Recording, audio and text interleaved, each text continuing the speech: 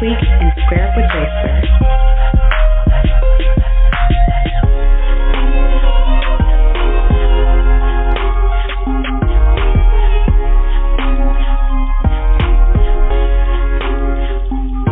Hello and welcome to another episode of Square Up with GraySquare.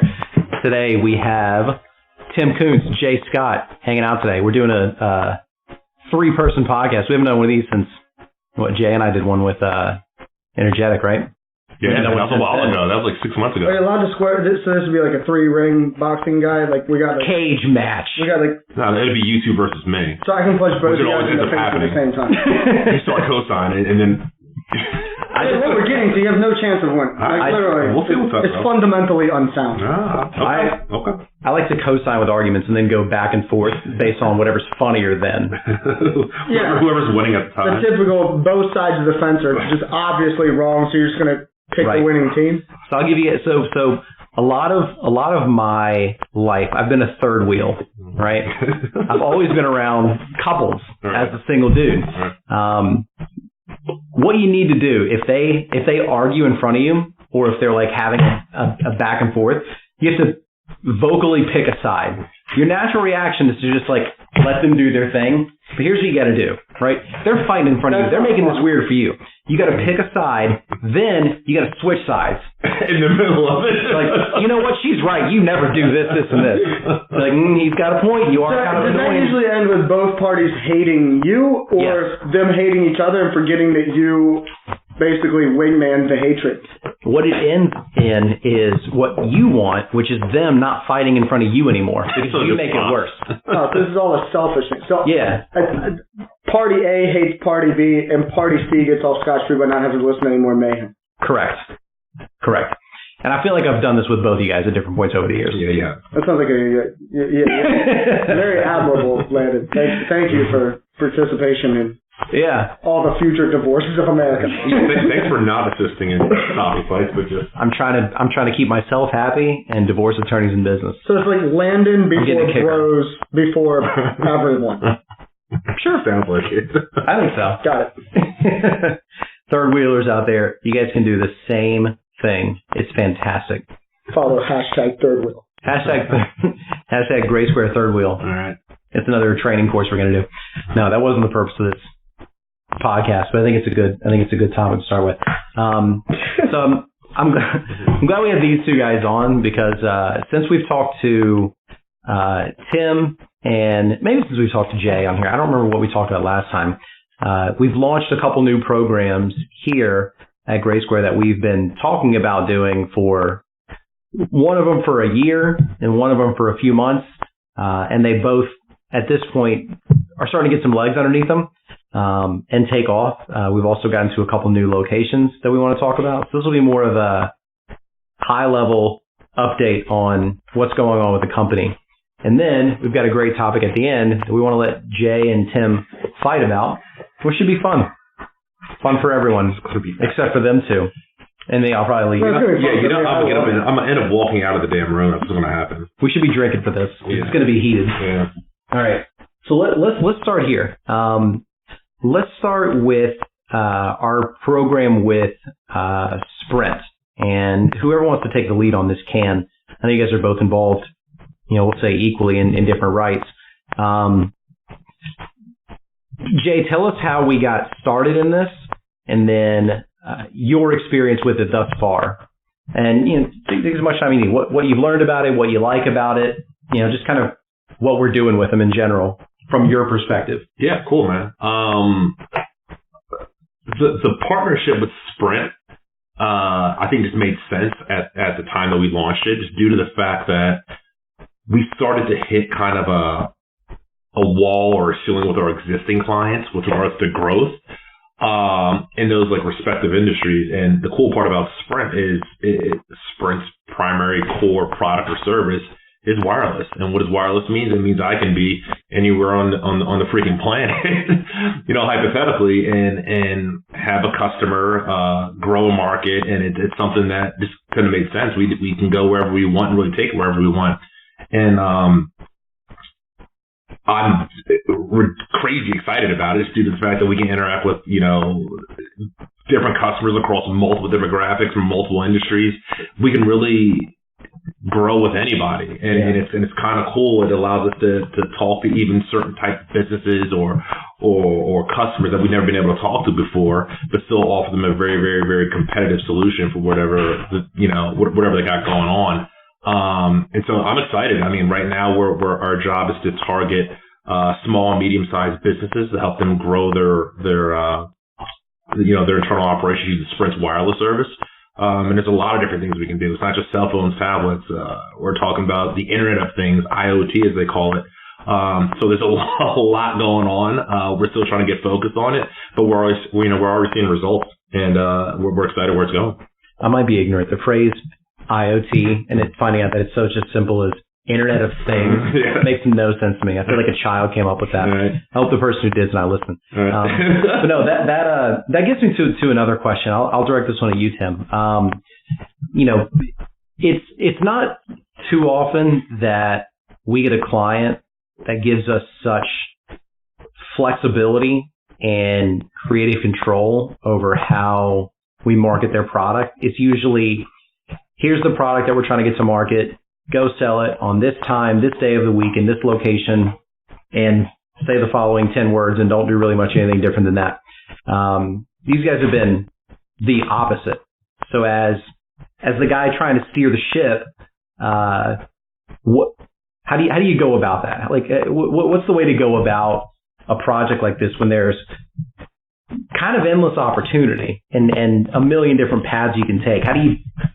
How have you gone through the decision-making process on that? Does that make sense? Yeah, I think that's what's exciting about the campaign, but also scary about this project that we're doing as well.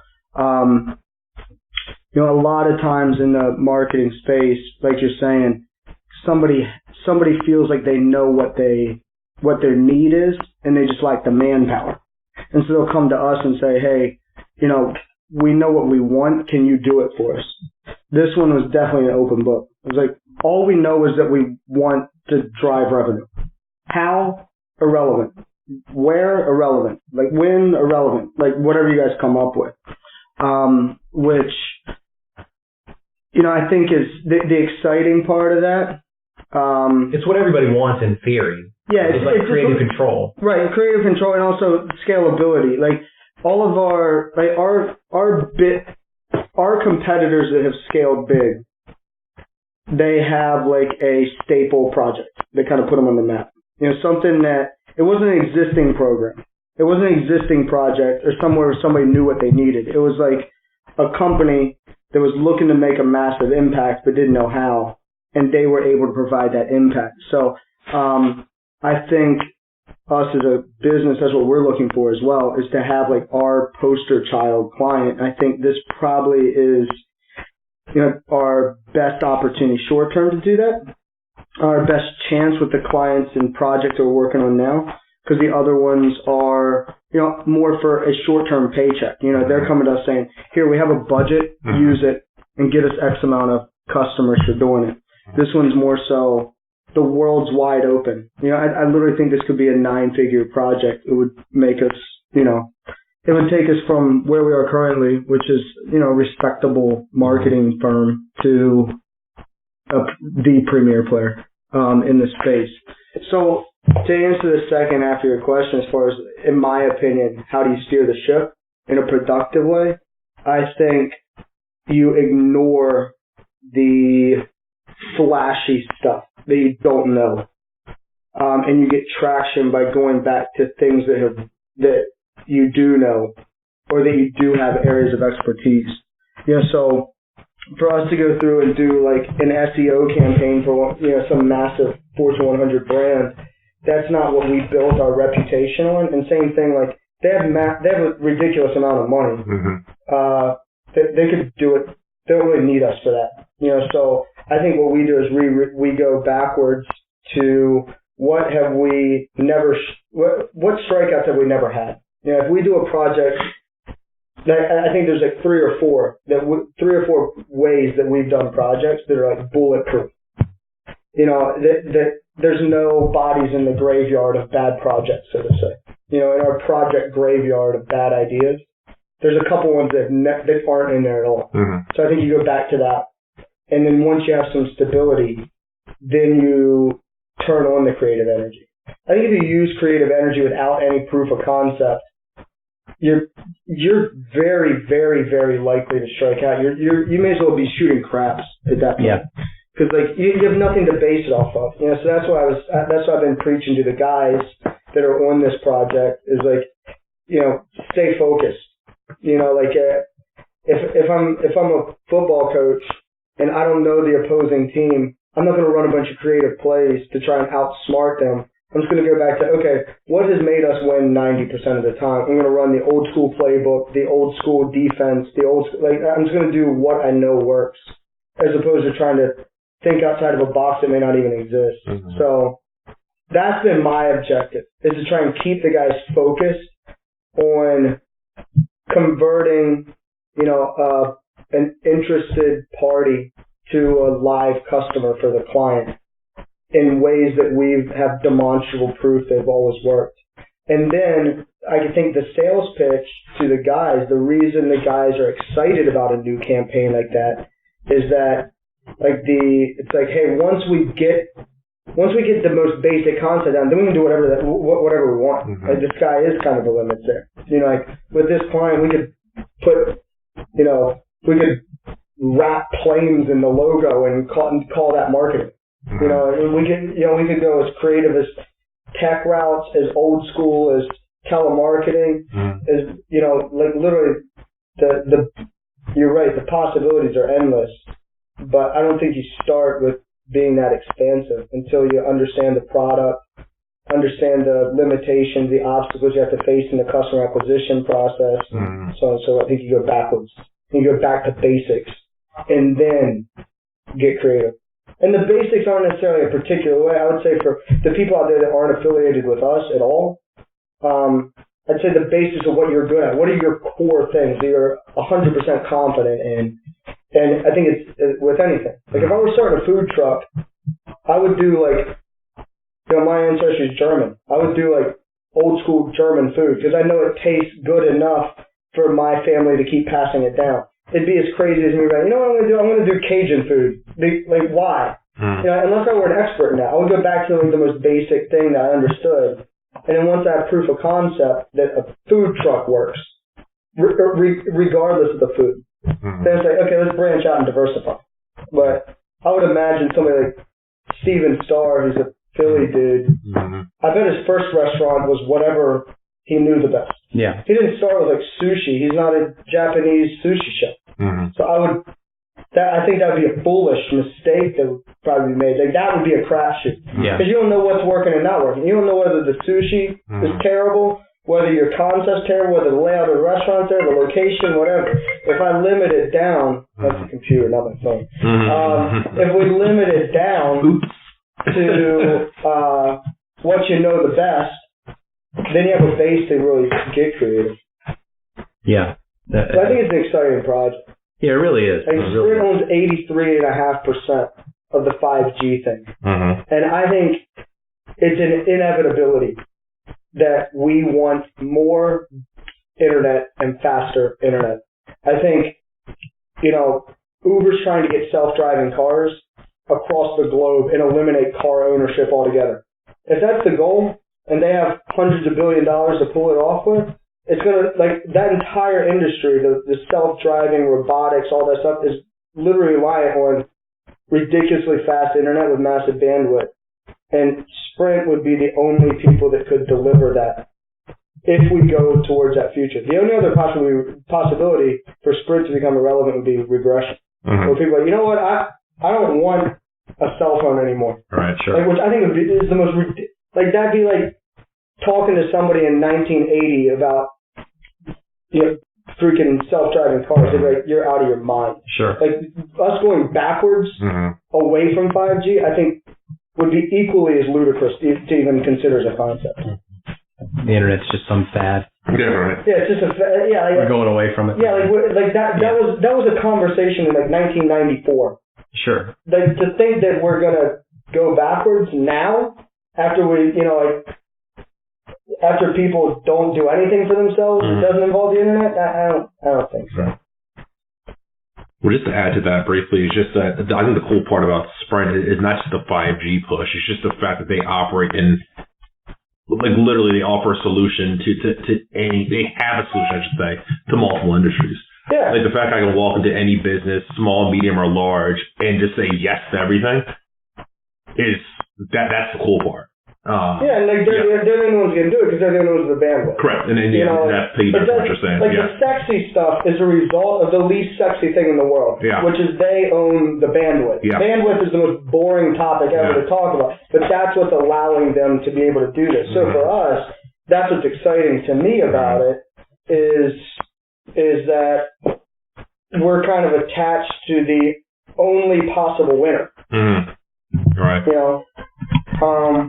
In an industry that is almost inevitable, in my opinion. So it's like we have to screw it up. We don't have to win. We have to screw it up, which is cool. We could have massive opportunity with, even though it's a new project, which is incredibly risky. Like probably 1 out of every 10 ideas that we have actually comes to fruition. But this one is probably more like 1 out of 5 because we don't have to figure out how to make this project or this product make sense. All we have to figure out is what manner do people like to consume it in. And it goes well beyond cell phones and just cell phones and tablets. That's the cool part. So I think a lot of people listening are probably, Sprint's just a cell phone company. Or Verizon's just a cell phone company. They're all just that. Yeah, they are. But if you check out Sprint business website and see the technology that goes behind driving all these independent solutions, it's way more than just I have a cell phone. I just have a tablet, whatever the case may be. If you check that website out and want to buy those products, neither Jay or Tim was able to help you out with that. You got to go through me. I have no idea. Call me first. That's cool stuff, man. So the next question about this. So it goes along with the 5G piece of the conversation. I think best case scenario for us, we were anywhere from 2 to 8 weeks from figuring out how to really drive action short term to make a member of our team productive consistently, which provides the room to add fuel to the fire and start to scale. And this is a question for both of you guys, there are a few markets that are at least advertised as having 5G or being the first kind of 5G ready places. Do you think the move is rush there first, or is this such a scalable program that it doesn't really matter? You get to those places when you can, or do you try to strike while the iron's hot? I said the latter. Yeah, I said the latter.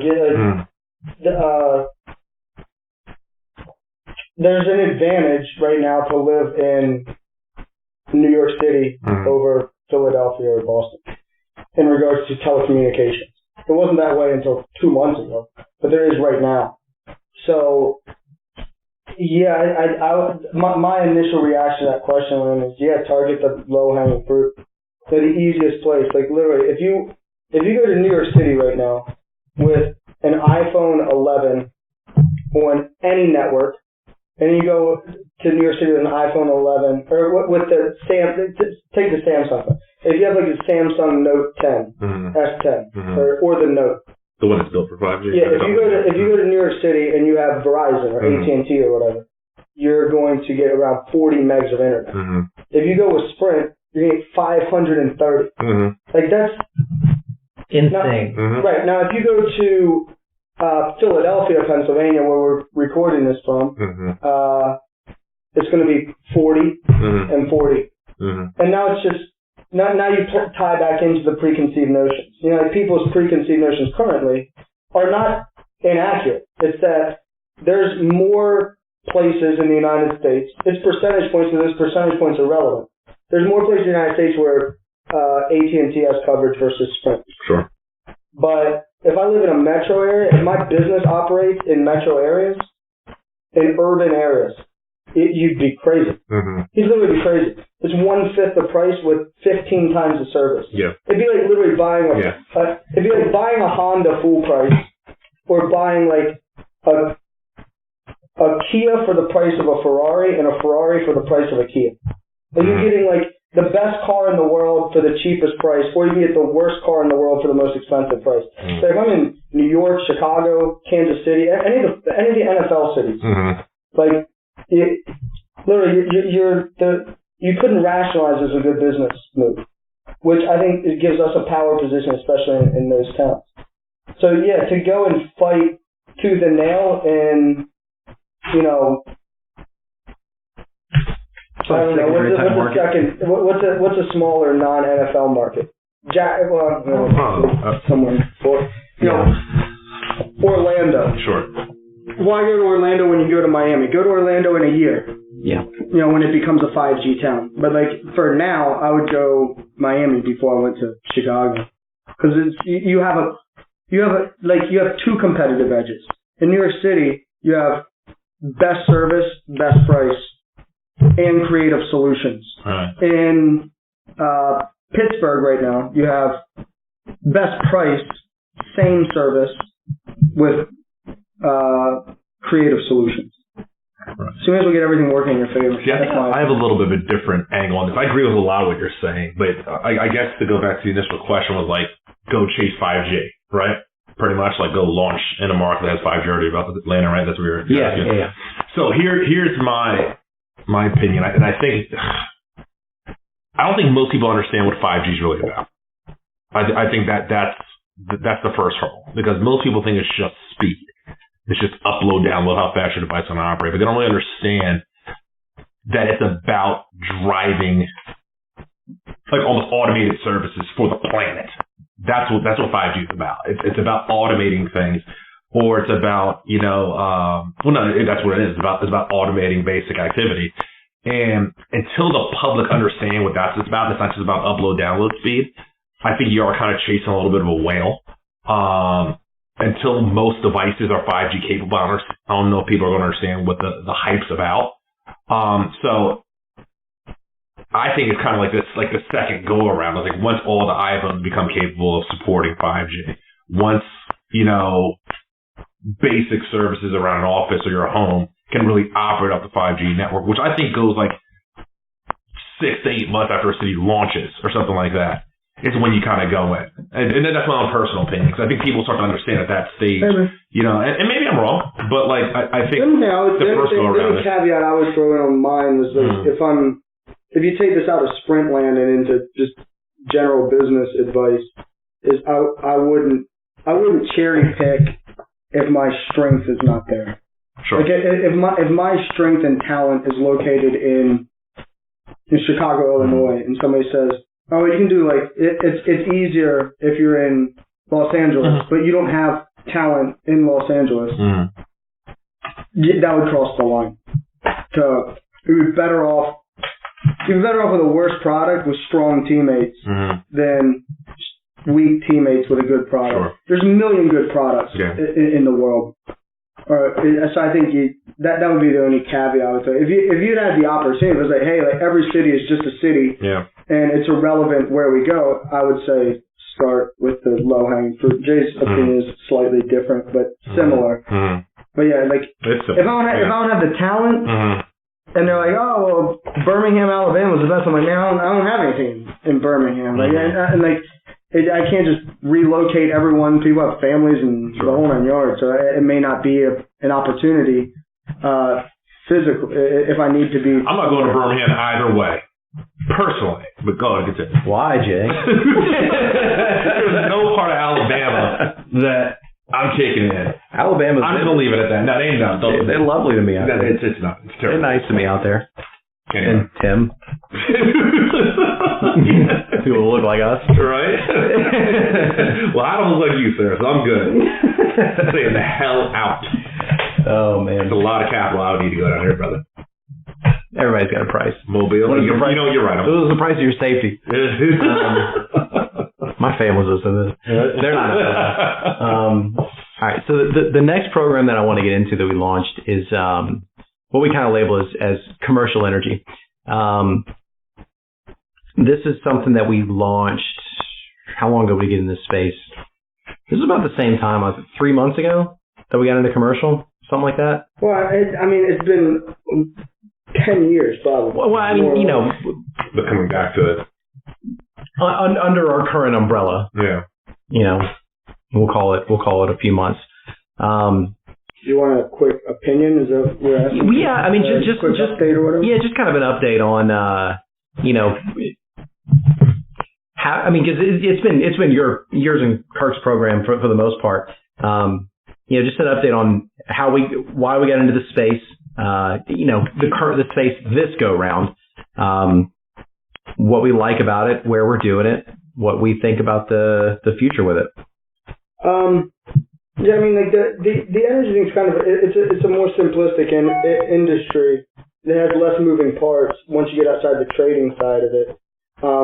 For me, I thought it was something up our alley for very different reasons than like the Sprint project you were talking about. Like with this one, it's definitely a rapport and relationship based business.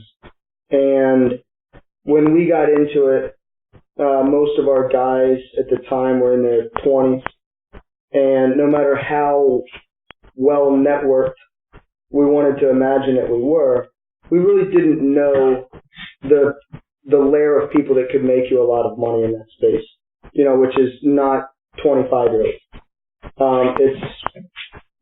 It's established business people, established business owners and entrepreneurs, and most of that it's not the good old boys club. It's just they're not nearly as accessible as dude down the street. And I think the reasoning for getting back into it now is that we could capitalize on the years that we put into the industry collectively, and being able to take advantage of those relationships. And I don't mean that in like an aggressive way. Like take advantage of it, meaning because we're helping a ton. The only thing, like we're helping the business owner a lot in that space. The catch is that we're not the only ones. Like I tell our customers, like 90% of what we do, anyone that does what we do could do the same thing.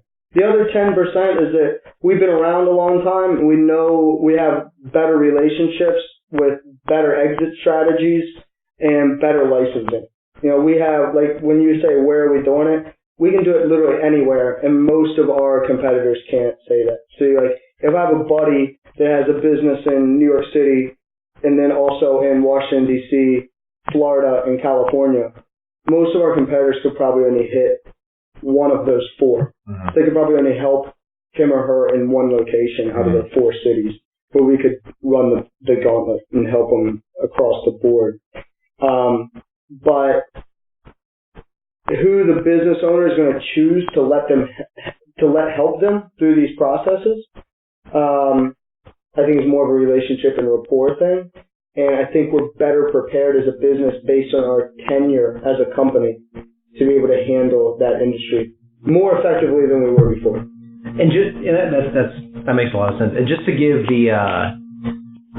for people that are listening that don't know what's going on here in particular, that are outsiders too, because it makes sense to me, obviously. Give us the elevator pitch on what the program actually is, not necessarily who the client is, but like the elevator pitch on what the program is, what we're doing. The elevator pitch on GraySquare Energy is that there you go. if I'm Joe Schmo business owner, smallest to largest in the world, I have to get electric and natural gas from somewhere. Most of the people are purchasing it from a company that buys that 3 to 6 times a year, and they buy it on a preset date. We buy it 10,000 times a day on the stock market, which means that we're more likely to we have less luck involved in getting good pricing for our customers. So accordingly, we're able to pass through savings to them and make money ourselves because we're able to sell it cheaper than the current market dictates.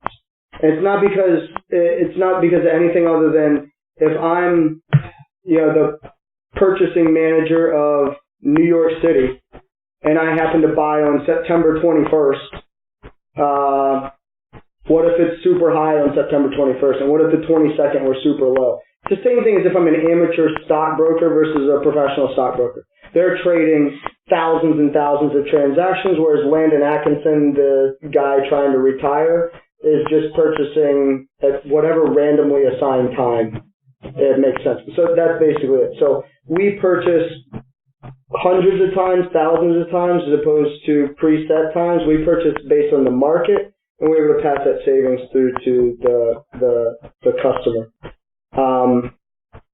On a bill that they don't really care about. They just want it to be as cheap as efficient as possible. That's it. Their lights don't get brighter when they hang out with us versus anyone else for that matter. It's just it's a commodity transaction. How much do I have to pay? You know, it'd be the same as like if a restaurant bought and sold hamburgers or bought hamburgers to sell thousands of times a day and we're buying and selling them. They'd be able to drive their costs down as opposed to every Monday when the meat salesman happens to come by to refresh my refrigerator. You don't know whether Monday that's the best day to buy or not. You just buy on Monday because he says to buy on Monday. We're basically buying hundreds of hamburgers and selling hundreds of hamburgers every second when it's most advantageous. Is it the first time you've used the hamburger example? It's a pretty good one. Yeah, it is. Yeah, let's chalk that up. It seemed like a freestyle example that was going well. I'll have to have Catalina add that to my TikTok page. Wow. There you go. Trying to be cool with the kids that my kids go to school with. No, good stuff. And one of your points about networking kind of leads me to the next topic here. So the thing that we've been best at, the programs that we've typically built for the most part over the years have been selling a product or helping drive sales of a product with a very short sales cycle to people that can make decisions very quickly on the product, whether that's your telecom service at your house, jumping in on a government program like HomeWorks, something that's kind of like quick turn. That's been our area of expertise. These two programs have allowed us to get into more enterprise type sales. As you kind of alluded to, selling to our network, getting in circles with more powerful decision makers that aren't as easy to get to, and taking advantage of our network, as well as being able to bring in people with that area of expertise. Either one of you guys, because you guys are both involved with this, how has your experience been, at least working with people that are helping us with enterprise sales, or starting to kind of play in those circles, with a sales cycle that's a little longer in some cases than we're typically used to? I don't think it's better or worse. I think it's just different. A lot of the projects that we're doing where we're trying to acquire that, bigger that customer. quick transaction. You don't need as much skill built over a longer period of time to be able to do that.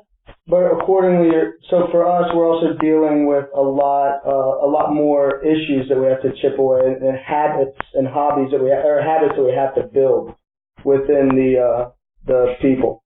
Same thing with the business owners. There's less risk on the line, so they're willing to take flyers. If you're talking about something that costs $200, I don't need as much rapport as if it costs $200,000. I think the flip side with the enterprise stuff in relationship to the agents and the decision makers is that they're people that are fun to talk to because they have awesome stories to tell. They know everyone, and that's kind of the perk. The downside is that they've been around the block too. You got to know what's going on, and everything's got to be streamlined and smooth. So like if I'm dealing with one of our reps that work with enterprise accounts, they're going to be very bluntly telling us if something's not perfect. Whereas with the smaller transactions, they're just kind of accepting it. Even if we're crazy, they don't really have anything to compare it to. Same thing with the decision makers. There's a big prize, but there's a lot of people that know that big prize is out there. And we have to be super, super, super on our game and not miss anything. because you're not going to get many second chances when you're dealing with, a very educated business person with a lot of experience, and he or she knows he can go 50 different places. So you better have your act together if you want to hang out in that club. For me, I like hanging out in the club because I'm meeting people that I wanted to meet in the first place. Yeah. I'm networking with people I wanted to network in the first place. I'm going to the Eagles Cowboys game with some high up people in the New Jersey government. I want to know those people. I don't know why. I don't know what it results in, but I think it'll help me, my family, my business, my community, my neighborhood, knowing those people. But I also know, when I'm hanging out with them, I got to be on my game. And I think it's the same with anyone across the world. Same thing on the flip side with the agent that you're talking about. Yeah. If somebody's coming in knowing that they have a Rolodex, so to say, that is worth millions of dollars, they're not going to open that Rolodex for anything less than pretty close to perfect. So we have to be really, really diligent on our game. But I like that. I like the organization side of the business. I like, not just our business. I'm OCD. So getting things organized and creating little systems and making sure everything flows correctly. Me personally, I enjoy it. I think with enterprise, I haven't had extensive experience at all in the enterprise space. But I think what you learn is kind of by throwing yourself in there a little bit. Tim's absolutely right.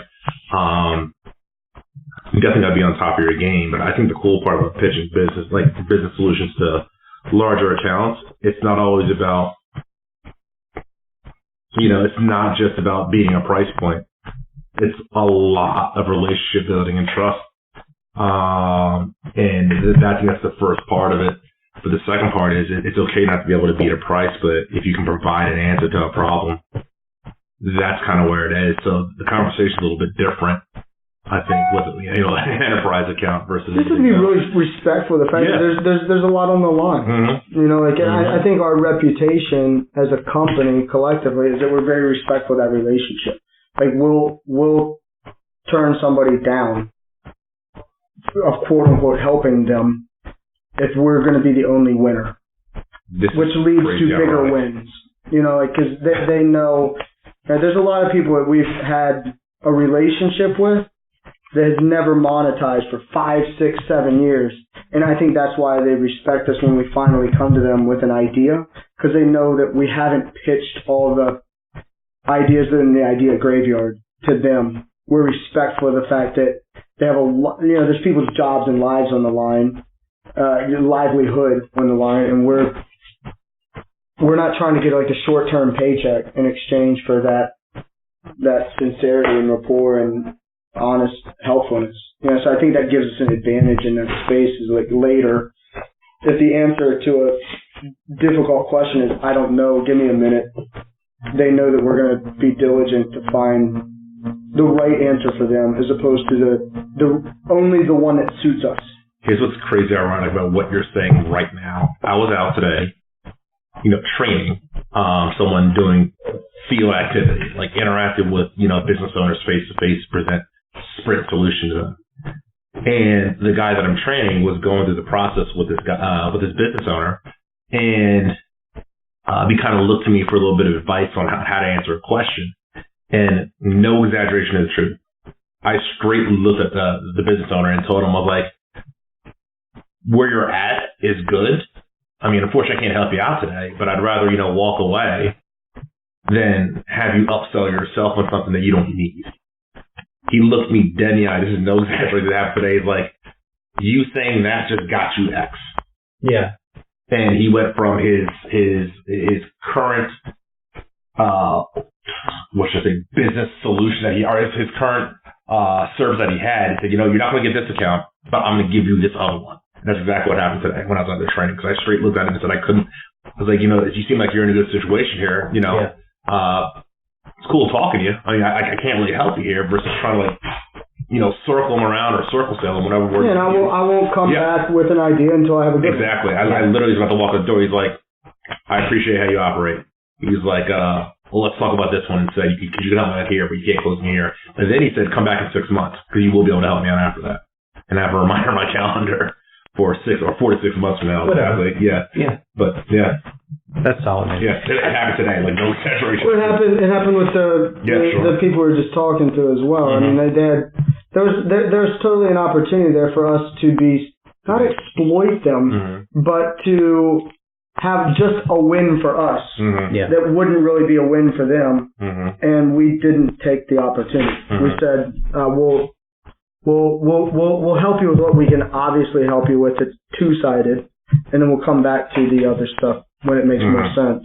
And I think I don't think we're doing that as much as a strategy as it is like a core belief of who we are as a business, that we're here. It needs to be an equally beneficial relationship. Which short-term, I think, costs us some money here and there. I think some of our competitors may win short-term on similar things. But I think long-term, the clients and the customers know that we're not just looking out for ourselves. You know, we are. Obviously, we're a business, so we're selfish. Yeah. You know, there is, you know, we're not just doing this for charity. But I think the bigger vision allows them to be more comfortable with the fact that we're truly trying to do something that makes sense for them, to have a long relationship with them. The time is more profitable than the short-term paycheck. Yep. I think it's a good lesson, even if you're not a business owner or in enterprise level sales. Like we get a lot of people listen to this that are early in their careers or early in starting businesses. I think it's a good lesson, even if you only look at the financial gain. I think we've come to prove, at least to ourselves and our own experience, there's more money long term in doing the right thing as opposed to short term taking the sale. I hope so. Yeah, I hope so too. Right. God, we're 5 years from now. We're going to be like, listen, we changed our minds. We have been hustling. We've been getting suckers for years. It's a good concept though. It's like one account loss. It could be like two accounts gained. Yeah. If you're just doing the right thing. Like a lot of people, you know, you look at your, you know, if I'm in a traditional sales role, I'm staring at the calendar and my quota. Yeah, exactly. You know, I'm counting down the days to the 31st and the number that's in front of me, and I'm not always looking at, you know, the future. Sure. You know? Yeah, valid point. Yeah. We've all been there. All right, good stuff. So I also wanted to, I also wanted to talk about our, one of our, we'll call it newer divisions in the company, our operation, our partnership down in Colombia in South America. We've got more South American influence in this business than anyone within a 40-mile radius. That isn't the bar in North Philly that we go to. Other than that spot, you know, we got a lot of South American influence here per capita. But no, our team down there has gotten us. We've got a great group of people running a call center down there that we've been working with for, I don't know, we want to call that 6 months. It feels like more than that. I could be off, but I think that's an exciting addition to our team and our capabilities. And Tim, I wanted to get your feedback on that, because it's something that you're pretty involved with as well. I mean, we all are, but you know, you've been involved with that more on like the oversight level. What do you think some of the implications are? I know they're working on a couple projects now. Some we can discuss, some we probably can't. But what are your thoughts on that as an addition to the business? I think it's an old school business model. I don't think we've thought up some crazy idea that hasn't been done 50 times. I think it's more so, you know, most of the, like, telemarketing doesn't have the greatest rap in the world. Sure. For you know, fair reasons most of the time, that doesn't mean it doesn't present value. Most of the time, at least friends of mine that have tried to dabble in it for good reason, you know, either for cost or efficiency or whatever the case may be, their problem is usually, you know, they're not able to be hands-on with it, and so there's just a lot of chance tied up in it, which usually doesn't lead to anything. With us on this one, like you said, we do have a lot of South American culture in our company, and we can eliminate a lot of the barriers that have made call centers cumbersome and difficult in the past, such as the language, the rapport, the monitoring, the results and quotas attainment, and the whole shebang. So I think it has massive implications. Right now, the one project that we're doing, which I don't get into like the details of, I'll just give you like a couple like stats. Yeah. Like the team there outperformed our local or our domestic competitors at the same activity by a score of plus 25 points, 25 percentage points, which is huge. Like literally, we're at 73% on a quota. That the next closest competitor was at 48. This is like the best in the country. We outperformed by 25 points. I think that's just unheard of. It's just absolutely unheard of. That's the case. And so for us, I think it's just, what can we do to take advantage of this gift that we have, even more so than we already are? I think the sky's kind of the limit for sure. We're just looking for more and more projects that we can do with the tools and assets that we already have. So yeah, I think it's the least sexy sounding thing that we're doing.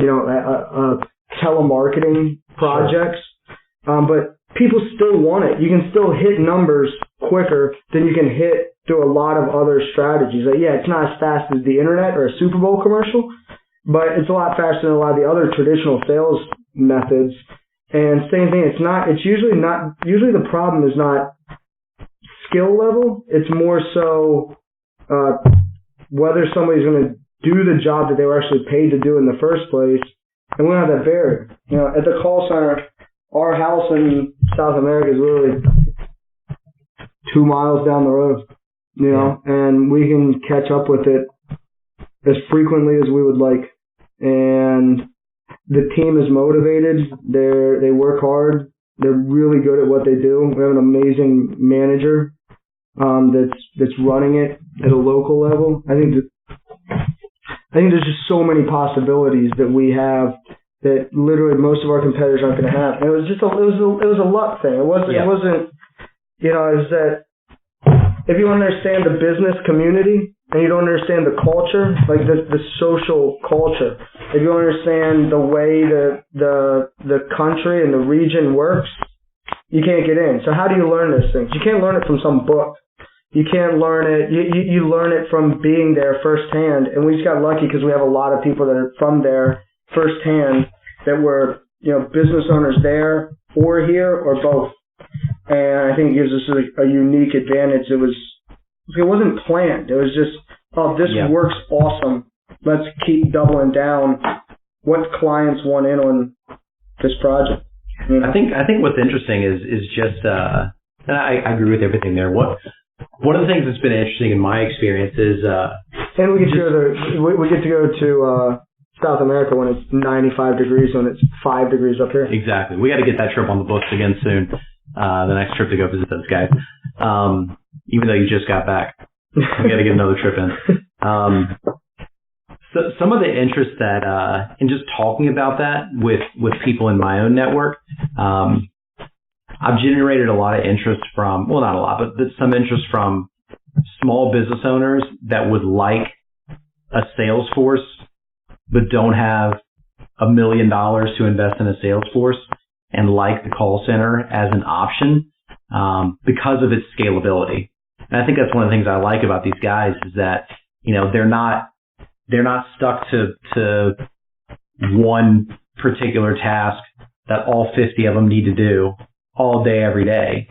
These guys are talented people that can bounce back and forth, that can give a project a couple hours. Yeah, we literally turned one project off on Friday and put another project in. Yeah, and it was nothing. Like literally Black Friday was out. We can't do this project because like there's so many distractions with Black Friday because it's such an important time of the year for the retail community. Mm-hmm. So it's like, hey, just do this project for the day, and like we didn't skip a beat. You wouldn't even have known that these guys weren't experts at that new project. They just literally have no idea. You'd think that they've been doing it for 100 years, and we can't go that fast in the United States either. No.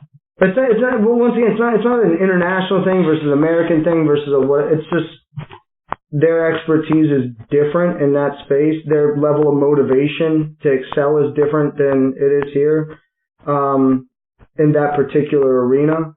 And this time we have the relationships and the ability to manage it that you just wouldn't get in the outside world. You just wouldn't be able to attain that. Yeah.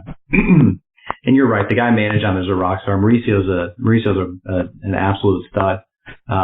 If you're listening to this podcast, I think you guys' podcast aired already, didn't it? You and Mauricio hung out and Catalina got that up? There's not a single person in the United States that didn't listen to it. Viewership out of control. If you guys want to hang out, you can. I may as well be doing this thing yourself. Yeah, I'm more famous than LeBron James. Here we go. Not even in GraySquare. You're not even that famous. In GraySquare. No one listens to any of you guys' stuff. They're just waiting for Tim and Mauricio videos. Bro, this has been like... Because no one wants to hear from you. Listen, I've been working, man. There's a reason why Catalina asked, the cool people. I've been working.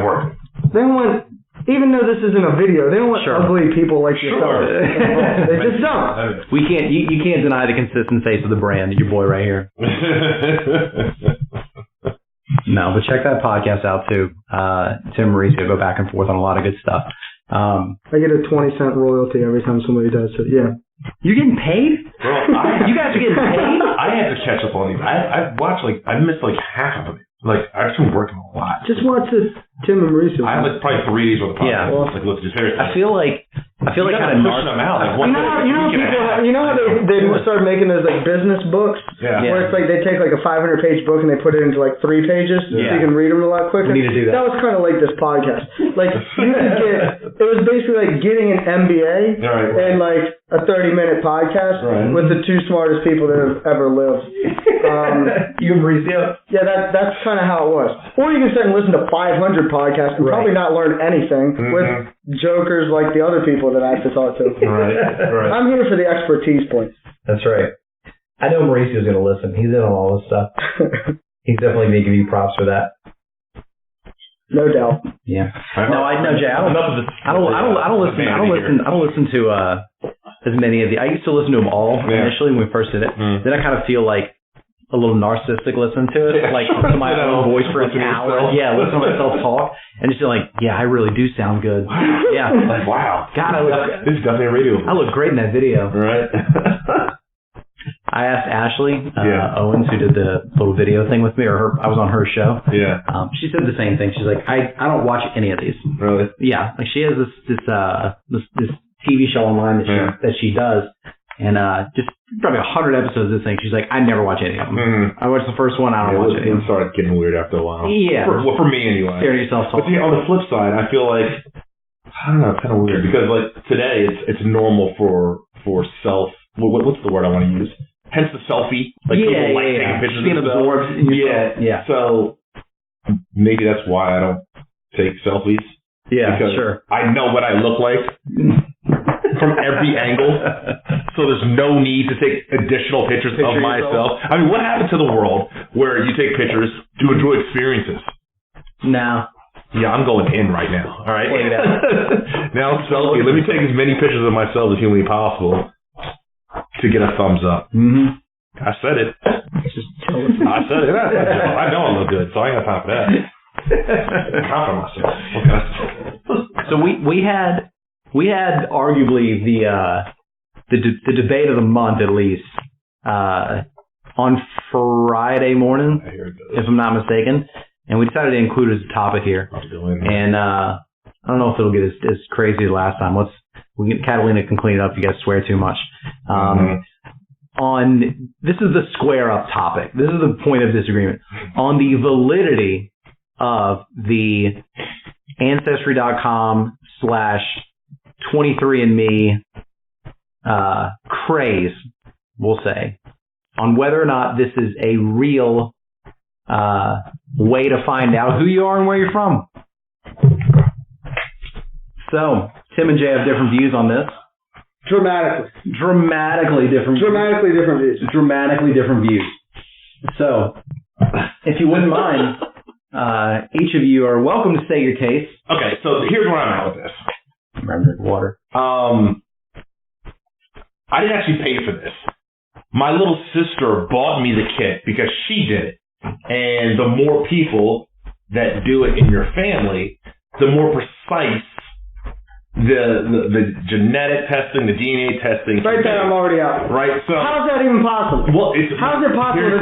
How does it get more accurate? Your DNA becomes more accurate. About who you're related to does, because now they have testing. Yeah, but I'm supposed to be able to swab my mouth and they say like, Abraham Lincoln. Like, what would that have to do with me having more and more members of my family? No, it makes the testing... It's a conspiracy. It's not a conspiracy. It's a total scam, and somebody at the top is going to jail. Bernie Madoff. No, I don't think so, because they would already have, and they have. No, it's just, no attorney's gotten their hands on it yet to file a class action lawsuit for all this $100 coming Here's back. where the confusion lies. Okay. The confusion lies in that you're just not correct. I'm bringing it up. I'm not correct in what? You're not correct that you took $100. My sister did.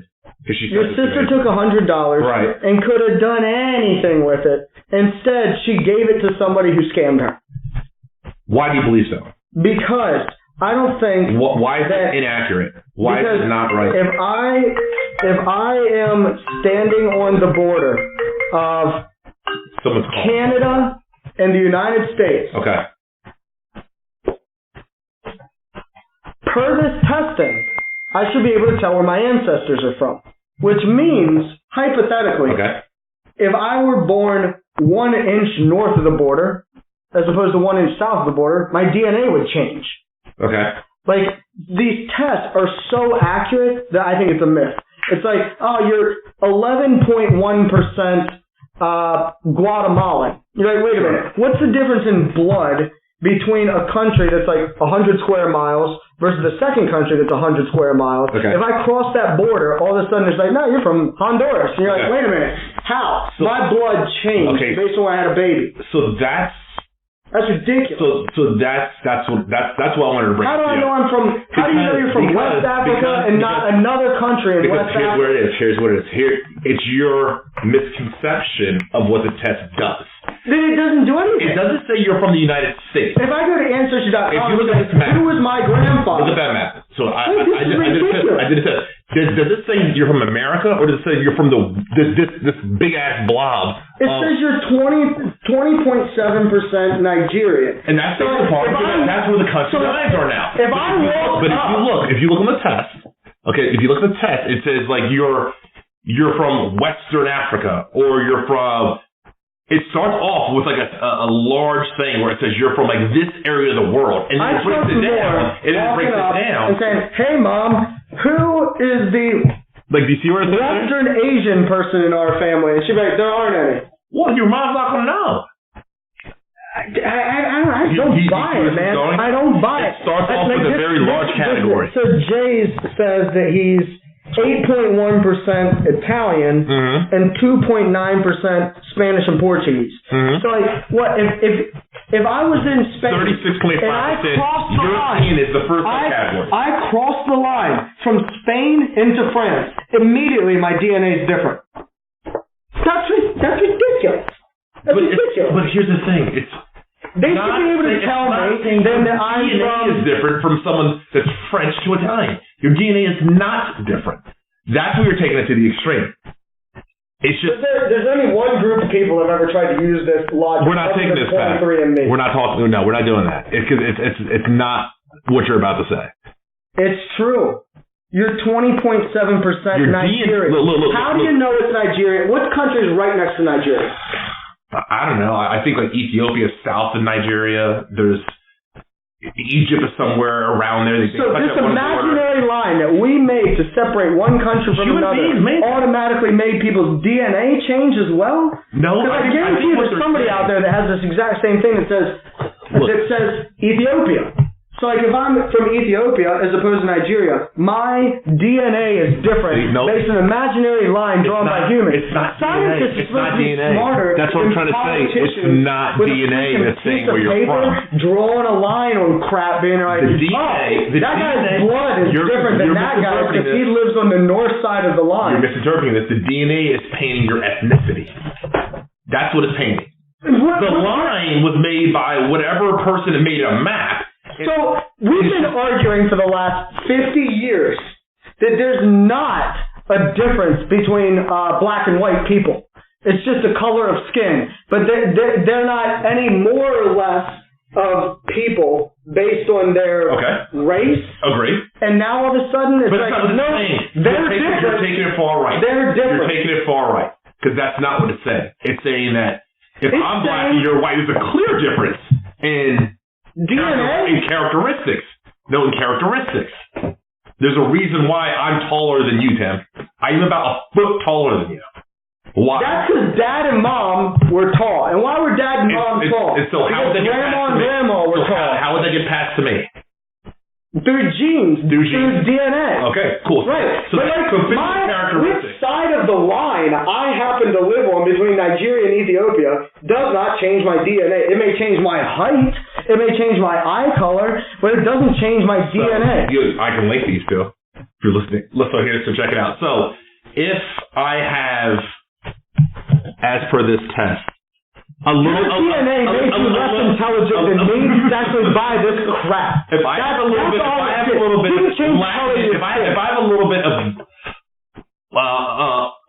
Latin, what is it called? Latin DNA in me. Yeah. What does it mean?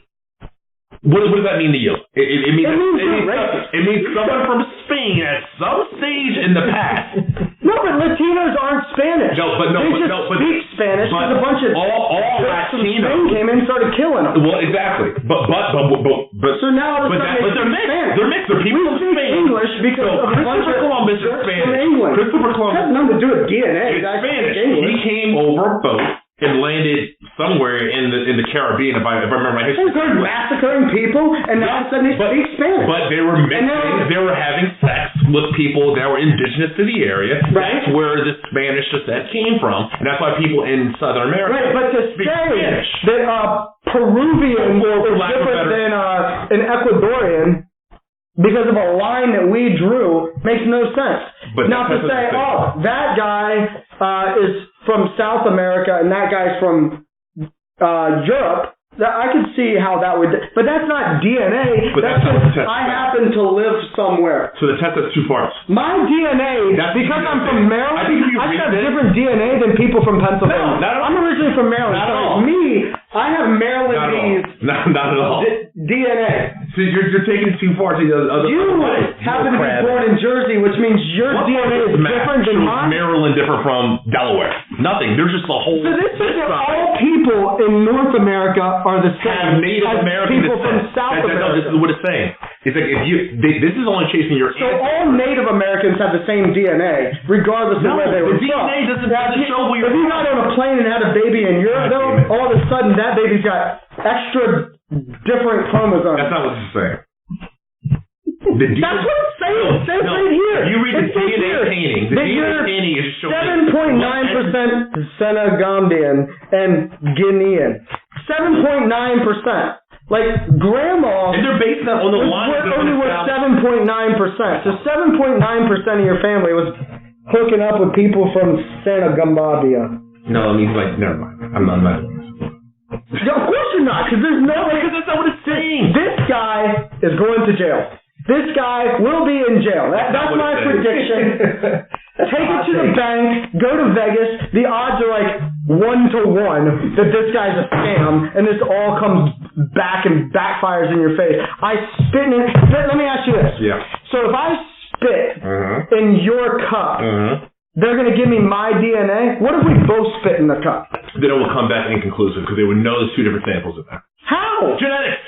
Science. No, but how would they know what country it came from? Mom and Dad both spit into your mouth to make your spit. That's how it happens. So you should be a perfect mix, an absolute perfect mix. And so if I show you my picture, watch this. So you're about to prove your own point. My mom did Here's it. the proof. My mom did it. Me and my brother have the same parents, grandparents, great-grandparents, so for 10 trillion years. We have the same people. Watch this. Unless mom or dad was obviously doing something else. So, my DNA on 23andMe, if yours and your sisters aren't 1,000,000% the same, they're not. This is a scam. They're not. How? Because you pick up different genetic traits. Is mom different or is dad different? That's why you and your brother don't look exactly the same.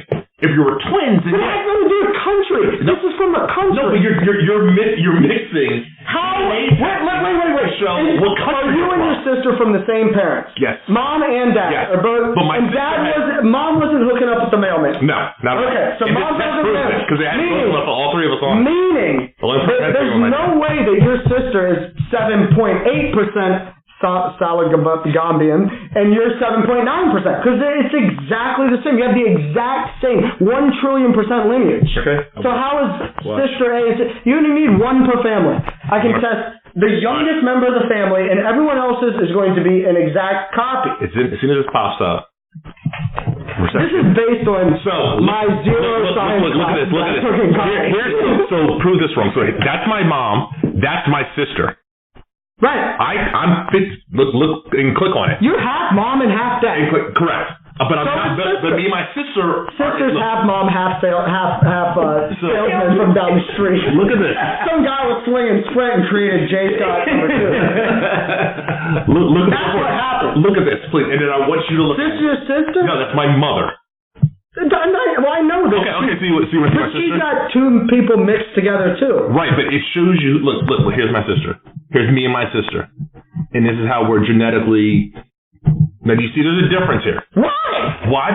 Because she's taking more dominant features from a different person or whatever the case may be. That's why we look different. I don't buy it. So look, my sister actually, according to this. I'll take that.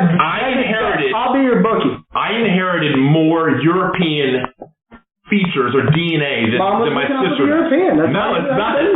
That mailman was a damn good-looking mailman from France. I'm sorry, from Spanish Quarter. But this is why people look identical. They take stronger features from a certain. I don't know the word. DNA doesn't change. But this is not saying our DNA is different. This is just saying. Yeah, it is. Let me see here. Compare your genetic ancestry to discover who you shared common genetic features with. That's what it says here. So that's all. That's why people look different. That's why you and your brother don't look identical. He takes certain genetic features from certain people in your family more than you do. Okay. If not, you'd be identical twins. Bring in a doctor. Okay. If a doctor, I think a doctor will I'll understand. Let me see here. I don't buy spit in cup and they can tell me every grandparent I've ever had. Here. Like literally, I spit in cup on the south side of Canada. They can't show you as opposed to the north side of the United States. If I spit in a cup, they can't tell you unless they both. So how do you know what's the difference? Wait, real quick. I'm throwing this out there. If you know a genetic expert, a doctor in this field, we will pay their hourly rate to come in here and settle this the real way as an expert. Whatever he demands. Then will you say I'm wrong? The loser of the bet pays for the doctor's hourly rate for their job. This is an app. People paying $100 to spit in a cup. I'm not convinced the Canadian DNA is different than my DNA. If I show you a doctor that could co-sign on this. I don't think that if I stand in Spain, not a paid sponsor. Like literally, if I stand in Spain and I get on a boat and jump the strait over to Africa, to Algeria, right? Sure. Or Morocco. My shit changes. No, I don't buy it. Like, I walk 50 miles, and all of a sudden I become black? For the 14th time, that's not what it's telling you. It's not telling you what state you're from. It's telling you what your It's telling you what country you're from, which is an imaginary line. Well, based on what? Most people that are black. I'm not racist enough to think that Africans are different. Oh, stop it. James, keep pitching pushing the white race as the superior one. I do not back that up. I'm sure I will take a kneel to this podcast. On any social media platform, someone will come up and say, hey, I'm a doctor. Tim's an idiot. That's what they're going to say. We need to get that on social media. Like, we need to get... I'll wear a shirt that says, I'm not a doctor and I'm an idiot. I'm down. I just want to go to the border of a country and take DNA swabs from both sides and be like, okay, why is that guy different? We have some people who got arrested for that type of stuff. Yeah, I heard about that. It's the whole thing. I don't think so. A lot of people in jail. I totally buy that, but like, I don't think that's the case. I don't think that if I have two children, one of them's like weird. And that's different crap. Usually one is weird. There's always a good one and a bad one, right? There's always somebody who made it. There's always someone that's off in the family. That person has crazy shit. I'm just saying, like, I don't think my mom was hooking up with the mailman. That's my whole point. And I don't think that if she weren't, I think it's irrelevant what country I'm from, because a country is just an artificial line that's human made. It has nothing to do with science. I agree. So like, how far away do I have to get? It's an artificial place. So Texas versus Mexico. But Texas and that's. But I'm a white guy living in Texas. I'm a Latino living in Mexico. But they would say you're American. No, it would say you're American. They say you're Native American. And that's why that big ass map had one type of person on it. Because everyone on this side were what? They originally came like everyone on this side. Yeah. So if I jump on a boat and go have a baby, everyone that was in North America and South America all looked like some sort of Native American. Until the Europeans and Africans came over here, it started running through everybody. Damn right. Realistically, shout out to old pops, my man.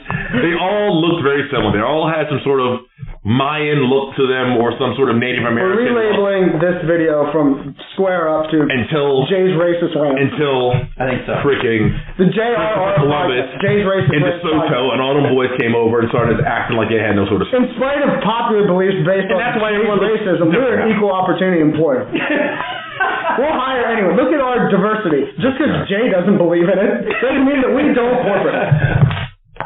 Are we done here?